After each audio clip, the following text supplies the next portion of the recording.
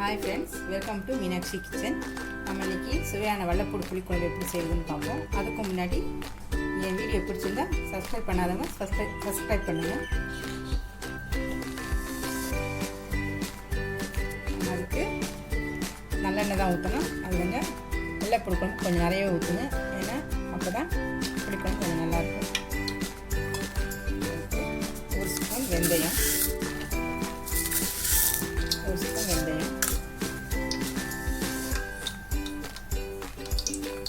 சின்ன வெங்காயம் ஒரு 10 சின்ன வெங்காயம்,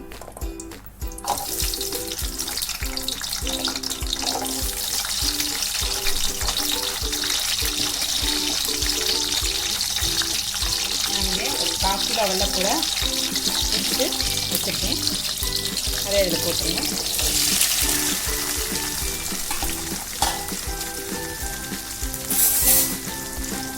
நல்லா அதை வதக்கணும்.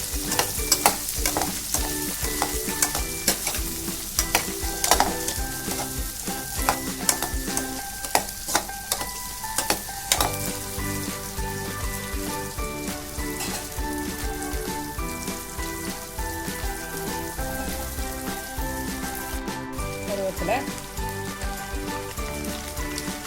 3 பச்சை மிளகா,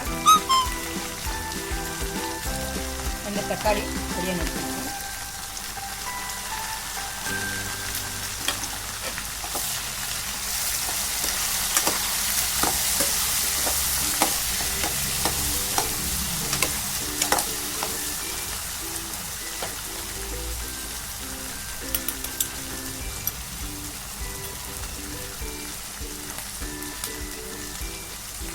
இந்த ஸ்பூனுக்கு ஒரு டேபிள் ஸ்பூன் மிளகாத்தூள் எடுத்துருக்கேன் நான்.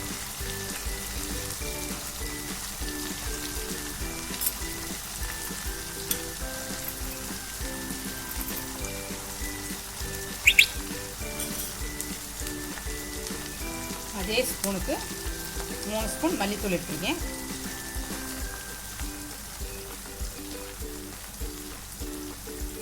அதே டேபிள் ஸ்பூன் 3 ஸ்பூன் மல்லித்தூள் எடுத்துருக்கேன். இந்த ஸ்பூனுக்கு டீஸ்பூன், இந்த ஒரு டீஸ்பூனுக்கு 1 ஸ்பூன் மஞ்சத்தூள் எடுத்துருக்கேன்.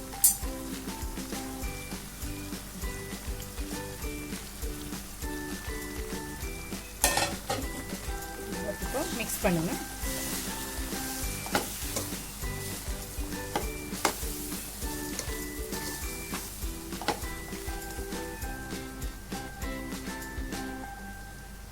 கல்லுப்பு ஃப்ரெண்ட்ஸ்,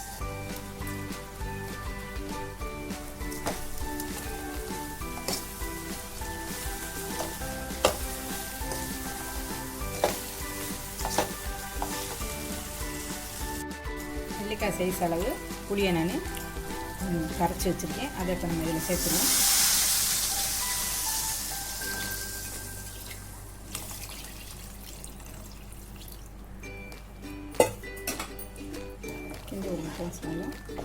நல்லா கொதிக்கணும்.